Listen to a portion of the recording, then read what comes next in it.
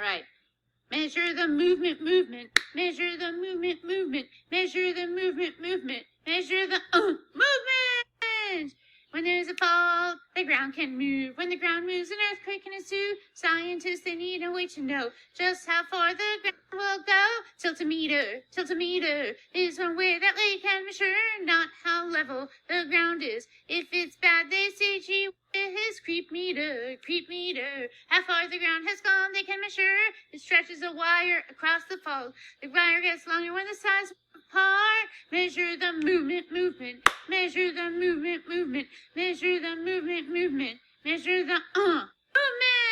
Finally, there are GPS satellites. Using them is such a delight. Scientists put markers on both sides of a fault. The GPS can see if they move apart.